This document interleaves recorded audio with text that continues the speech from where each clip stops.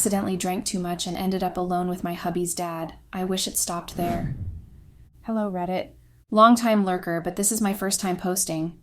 I'm using a throwaway account because I really don't want this associated with my main. I'm in desperate need of advice right now, and I don't know where else to turn. So here I am, sharing this with strangers on Reddit. Even though I know this might not be the best place for serious advice, I can't talk to anyone in my personal life about this. No friends, no family. So Reddit is basically my only option. My name is Eva, and I'm a 30-year-old woman. My husband's name is William, and he's 29. William and I have been married for a little over 2 years, but we've known each other since college. We met when I was a sophomore and he was a freshman, and honestly, it felt like we clicked instantly. It wasn't like those drawn-out love stories you hear about. From the moment we saw each other, something just worked, like we were meant to be in each other's lives. I know it sounds cliche, but it really did feel like love at first sight. We moved fast, faster than most people would probably say is reasonable, but when you know, right? Within a few months, we were practically inseparable, spending most nights at each other's places, planning our futures together. Before long, we were talking about marriage, and it just felt right. Like it was the next step in this perfect relationship. William is the kind of guy people dream about. He's always been so loving, caring, and supportive. He goes out of his way to make me happy, to make sure I feel safe and loved. I never thought I could find someone as perfect as him. He's the dream husband, the kind of man who never forgets an anniversary, who surprises you with flowers just because, and who actually listens when you talk. He's patient, kind, and he works hard to build a stable life for us. I truly couldn't ask for more. William has always been the perfect husband, and that's exactly why I feel so guilty about everything that happened.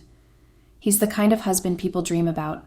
Attentive, loving, always there when I need him. We've always been that couple, the one people envy, the one people wish they could be like. We seem perfect together, and for the longest time, I thought we were. It's hard to even admit to myself how wrong things have gone. I know it sounds like I'm making excuses, but maybe putting this out there will help me make sense of it all. William comes from a wealthy family, old money, the kind that's been passed down for generations. He's the oldest son, and with that came a lot of expectations. His family is very tight-knit, the type that's always having family dinners, hosting events, and going on group vacations. They welcomed me with open arms from the moment I walked into their lives, and I quickly became one of them. It wasn't the intimidating, cold kind of rich family you sometimes hear about. They were warm, inviting, and they really embraced me. William's been groomed for years to take over his father's company. His dad's the current CEO of a successful business, and everyone just expects William to step in when the time comes. Because of that, we lived close to his parents. Really close. I'm talking practically next door. We saw them all the time. Family dinners, spontaneous visits, Sunday barbecues, you name it. It was a lot, but I didn't mind at first. They were lovely people, and it was nice to feel so included.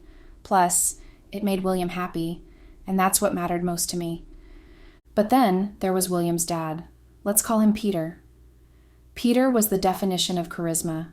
He walked into a room and people noticed. He wasn't just wealthy. He had this presence, this way of commanding attention without even trying. There was something about him, something I couldn't quite put my finger on. I found him slightly intimidating at first, but that was only because he had this air of authority about him. He was charming in a way that was effortless, like he could make anyone feel special with just a smile or a casual comment.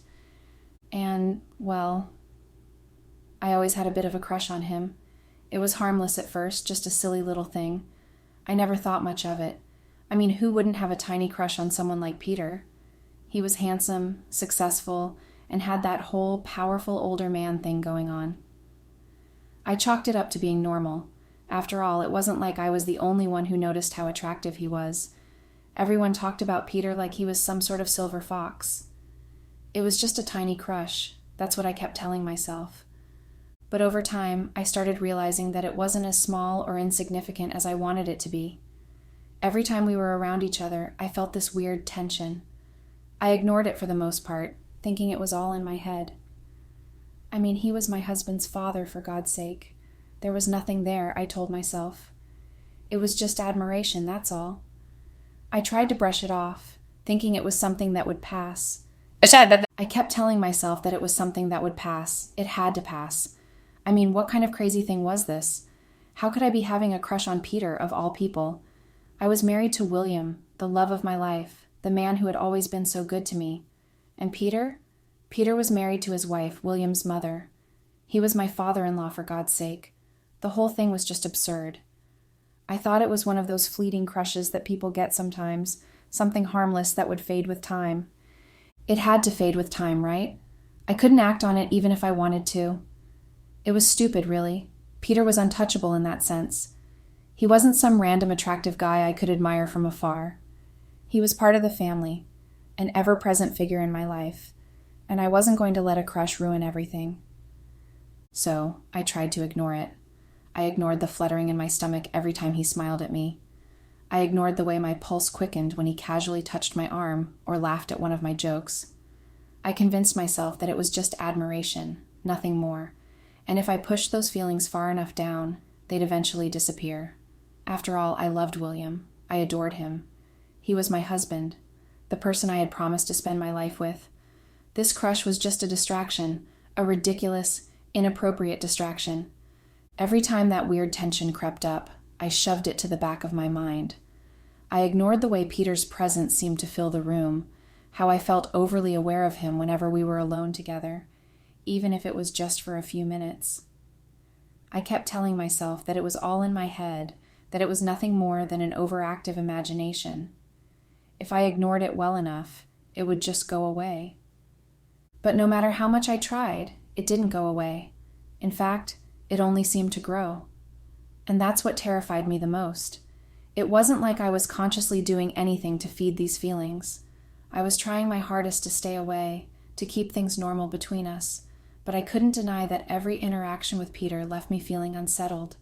It was like I was living a double life in my own mind, one where I was happily married to William, and another where I couldn't stop thinking about his father.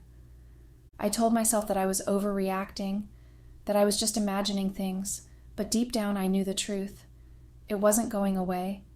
It was only getting stronger. The more I tried to suppress it, the more it seemed to consume me. And the scariest part was, Peter didn't seem oblivious to it either.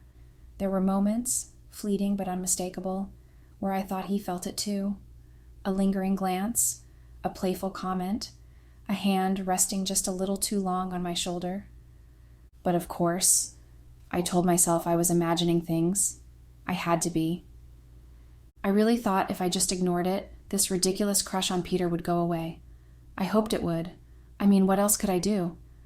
Besides, Peter never gave any indication that he was interested in me in that way.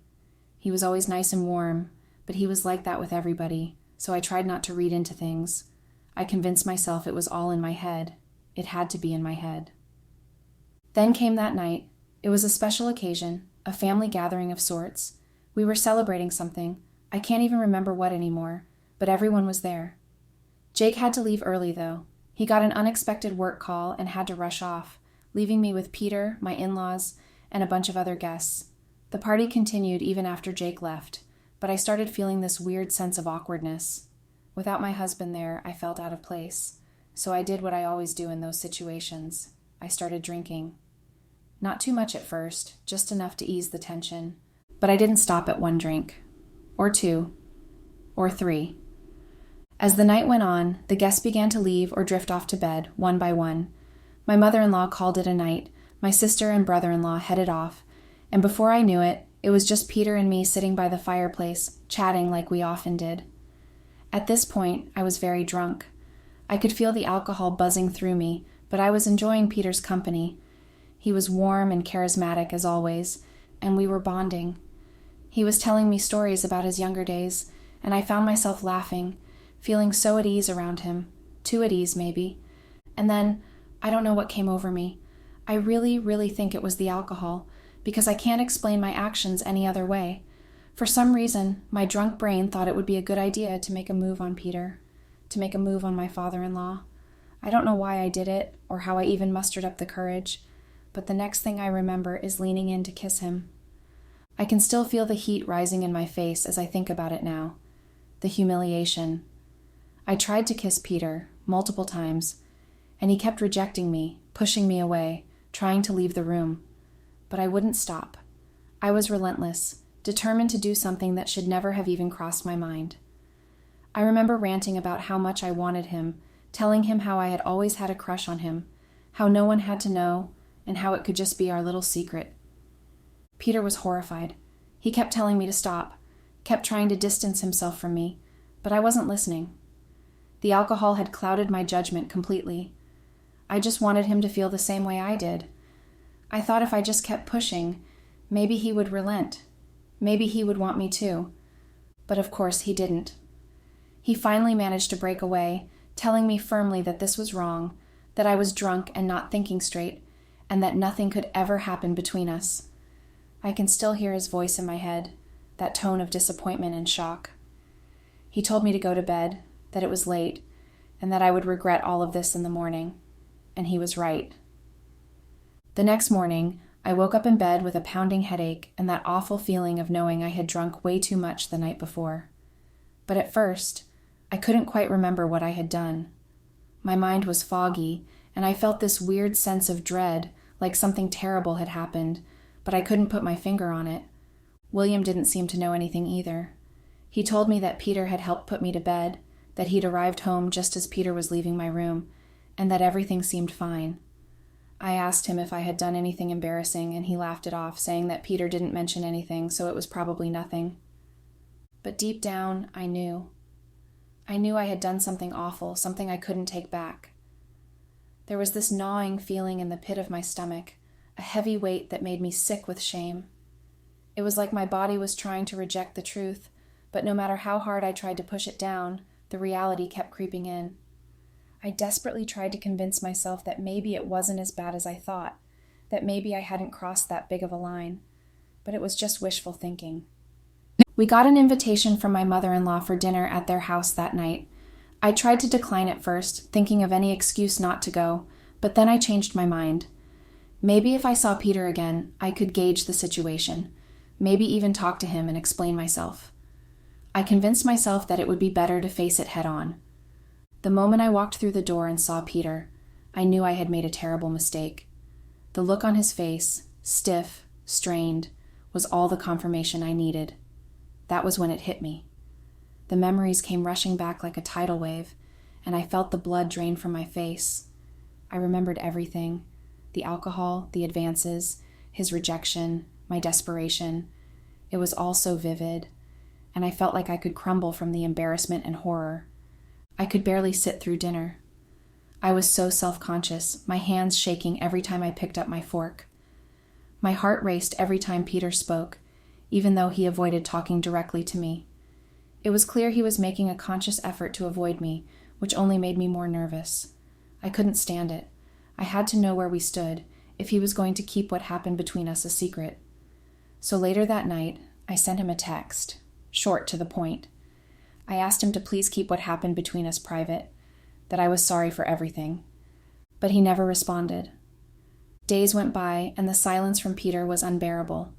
I kept checking my phone, waiting for any kind of reply, but nothing came. I started to panic. Did he block me? Was he so disgusted that he didn't even want to acknowledge my message? I was terrified that he would tell William, that my entire marriage would come crashing down. I couldn't eat, couldn't sleep. Every time William looked at me, I felt like he could see right through me. The guilt was suffocating. I tried to talk to Peter again, tried to find moments where I could pull him aside, but he was always one step ahead of me. He was actively avoiding me, keeping his distance. Every time we were in the same room, he'd find an excuse to leave. It was frustrating, and the more he avoided me, the more anxious I became. I felt trapped in this horrible limbo, not knowing if or when he was going to blow everything up. The worst part was the waiting, the not knowing if Peter was going to tell anyone, if he was going to tell William. I felt like I was walking on eggshells, just waiting for my world to collapse. For a while, I was certain that my days were numbered, that William was going to confront me at any moment. But as more time passed, and nothing happened, I began to calm down. I realized that if Peter had wanted to tell William, he would have done it by now. William wasn't the type to keep things to himself. If he knew, he would have confronted me immediately. He's never been one for games. But there was nothing. No suspicious questions, no cold stares, no changes in his behavior. It was then that I started to believe Peter wasn't going to say anything. Maybe he was just as eager to bury this as I was. Maybe he didn't want to cause trouble for the family. The relief that washed over me when I came to that conclusion was overwhelming. I finally allowed myself to breathe, to believe that this nightmare might actually go away. But as much as I tried to calm myself, that sense of guilt never fully left. I still saw Peter regularly, and every time I did, that look of disappointment in his eyes reminded me of what I had done. But despite that, I thought things were finally going to be okay, that I would be able to move past that night and bury the shame once and for all. It seemed like Peter had decided to keep it quiet, and with each passing day, my fear of William finding out slowly faded. But I was wrong, so very wrong. It all came crashing down when Peter told William. It was a normal day, or so I thought. Our mother-in-law had invited us for dinner, but I was feeling a bit under the weather, so I declined. William, on the other hand, went. He checked in on me before he left, making sure I was fine and able to stay home on my own. I reassured him that I was okay, and off he went. When he returned, I immediately noticed something was off. He was unusually quiet and seemed tense, maybe even angry. At first, I assumed something must have happened at dinner. I tried asking him about it, tried to comfort him, but he brushed me off. He didn't want to talk, and the silence between us was thick with tension. I convinced myself that whatever had happened, he just needed time to cool off, and that he would talk to me later. But later came, and it was worse than I could have imagined. That night, as we were getting ready for bed, William finally confronted me. He couldn't hold it in any longer. He was angry, really angry, and the words he spoke hit me like a freight train. Peter had told him. William knew everything. He couldn't believe I had made a move on his dad. He said it was the reddest flag he had ever seen, that it was beyond disrespectful and unforgivable. I tried to explain myself, to tell him I was drunk, that I didn't know what I was doing, but he wasn't having it. He said being drunk wasn't an excuse. Alcohol just brought out the parts of ourselves we try to hide. He told me that my actions were proof that I had been thinking about Peter for a long time, that I had probably been eyeing him behind his back for God knows how long. I tried to deny it, tried to make him understand that it wasn't like that, but William saw right through me, and there was nothing I could say that would change his mind. The argument was brutal. He was disgusted, hurt, and angry beyond reason, and all I had was the excuse that I had been drunk. To him, that wasn't enough. He refused to accept it as a reason for what I had done. We went round in circles, getting nowhere. He kept telling me that making a move on his dad was the lowest thing I could have done, and all I could do was try to convince him that it wasn't as calculated as it seemed. I didn't know what else to say, didn't know how to fix it. Eventually, William had enough. He left the room, went to sleep in the guest room, but before he walked out, he told me that he wanted me out of the house the next day. I thought he was just saying it out of anger, that by morning he'd have calmed down and we could talk things through properly. But I was so wrong. The next morning he was still furious, and there was no reasoning with him. He barely let me pack my things. It all happened so fast. He was cold, distant, and firm. He wanted me gone, and nothing I said could change his mind. I was shocked. I tried to plead with him, to explain myself, to beg for forgiveness, but it was like I was talking to a stranger. The man I had married was nowhere to be found.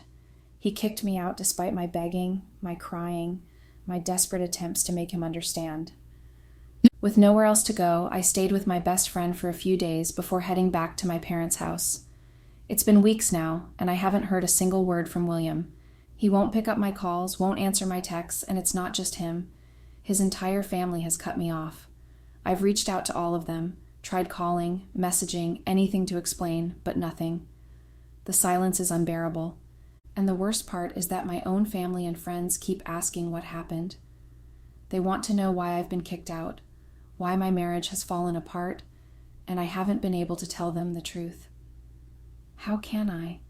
How do I tell my parents that the reason my husband kicked me out is because I made a move on his father? The thought of it makes me want to curl up in shame. I'm so confused, so lost. I don't know what to do anymore.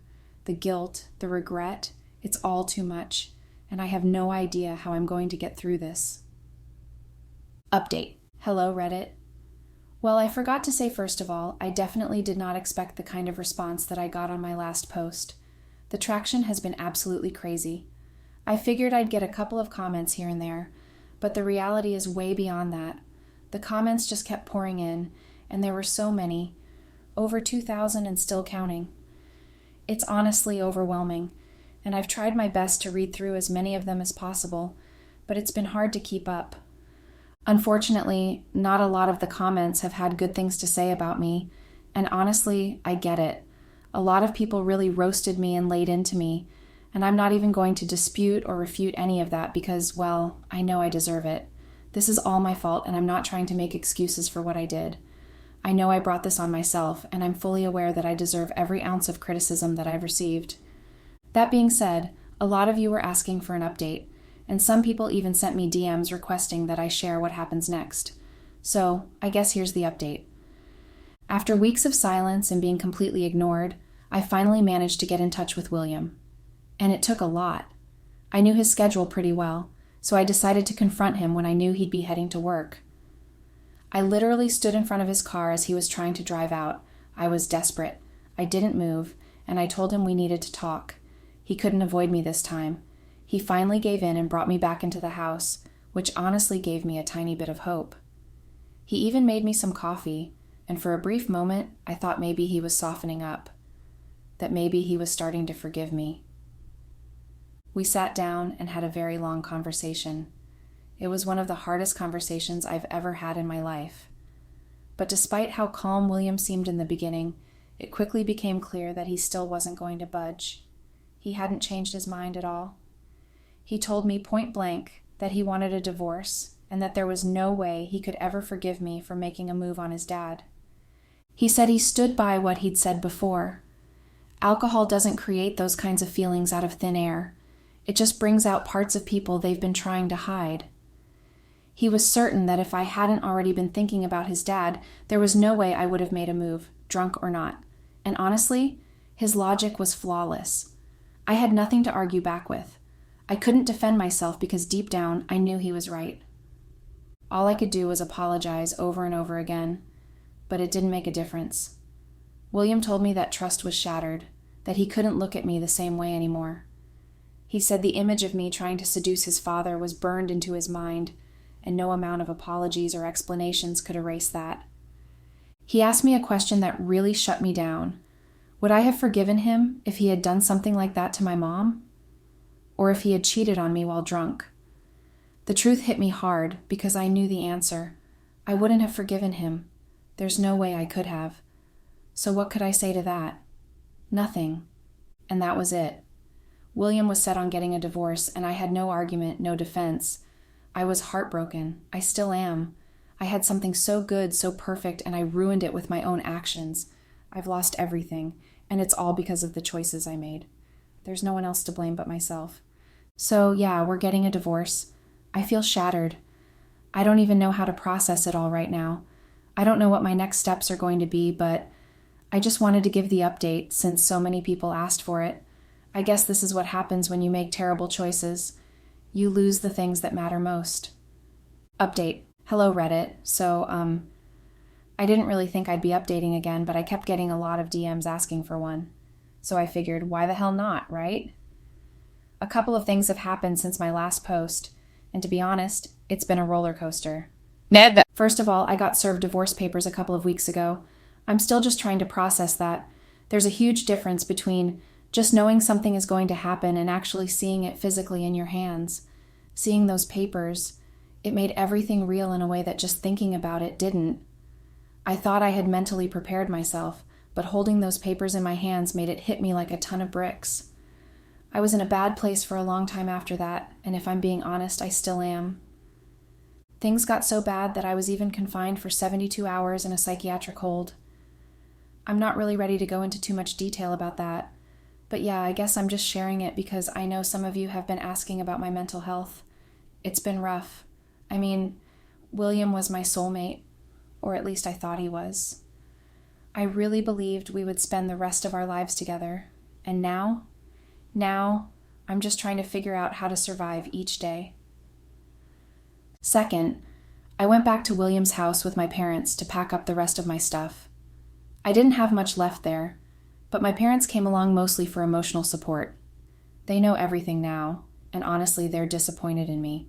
They were horrified when they found out that I made a move on my father-in-law. I mean, my dad literally said to me, "You were obviously thirsting for him even before you were drunk." That stung, but he's not wrong. They also support William, which makes sense because they believe what he said, that alcohol doesn't create those feelings. It just brings out the ones you've been hiding. So yeah, my parents are disappointed, to say the least. Horrified even. But at the same time, they're still trying to be supportive, as much as they can be, I guess. It's a weird mix because they don't hide their disappointment at all. I see it in their faces, in their eyes. But at the same time, they're still my parents, and they're helping me pick up the pieces of my life, even though I can tell they're not proud of me right now. When we went back to William's house, it was awkward, to say the least. Peter, my father-in-law, or should I say ex-father-in-law, and Jane, my ex-mother-in-law, were both there. It was so uncomfortable. They barely even acknowledged me or my parents. They just kind of nodded at my parents, and that was that. There was no small talk, no awkward pleasantries, just silence. I packed up the rest of my things as quickly as I could. Like I said, there wasn't much left, but still, the whole thing felt surreal. These were people who had once loved me like their own daughter, who treated me like family. Now, it's like I don't even exist to them. It's wild how quickly things change. One minute I had a second family who loved me, and now they act like I never existed. I don't even know how to describe it, just crazy. Honestly, I've just been trying to survive each day. Some days I feel like I can barely move forward. It's this strange feeling, like I'm stuck in this limbo where I'm not even sure how to be okay again. And what makes it even worse is that I have no one to blame but myself. There's no one else involved that I can point fingers at. No one did this to me. I did it to myself. And sometimes I wish there was someone else to blame, because then maybe I could at least tell myself it wasn't my fault, that someone else was responsible for this mess. But no, this is all on me, and I hate that. I hate that I have to carry the weight of this on my own shoulders, that I'm the reason my life has fallen apart. It's a lot. So yeah, that's where I'm at, trying to figure out how to pick up the pieces and move on, trying to figure out how to live with the fact that I'm the one who ruined everything. Thanks for reading, I guess. Update. Hello, Reddit. It's been a while. Honestly, I've just been trying my best to survive. I didn't even remember this post until I stumbled upon it in a TikTok video. That was when I was like, oh yeah, I need to update everyone, so here I am. Also, when I logged back in after what feels like forever, it was such a weird feeling. It's like midnight right now. I'm exhausted, trying to fight off sleep, and I'm here typing this because I've owed you guys an update for so long. I literally forgot about it, but now that I remember, here's what's been going on. First of all, the divorce is finalized. It's done, finished, over. We were only married for 2 years, so I didn't qualify for any sort of spousal support. We didn't have kids, so child support wasn't a factor either. There were no shared assets between us. Everything he had was his, and I didn't really have much of my own, to be honest. So, yeah, that was it. The divorce is over, and with it, my whole life as I knew it. It still doesn't feel real, even now. I told myself I would spend the rest of my life with William. He was the person I was so proud to be with, the person I thought I'd grow old with. And now, we're just done. Over. I still haven't processed it, and to be honest, I'm not sure I ever will. Some days I wake up and think it's all just a bad dream, like William will be there next to me, and this whole nightmare will disappear. Other times I feel like I'm stuck in some messed up simulation, and any minute now, I'll snap back into my real life. But nope, this is the real world, and this is my real life. As for me, well, I've just been here. Floating, I guess. I've been trying to get a job, but it's been hard. I've always struggled with people and socializing, and now it feels worse. I've mostly been keeping to myself. My parents have been taking care of me, but I can tell they're getting frustrated. They've started dropping hints about how I need to get a job, start paying rent, and pull my weight. And honestly, I get it. They've done so much for me, and they probably expected me to be in a different place by now. I've been looking for jobs, though.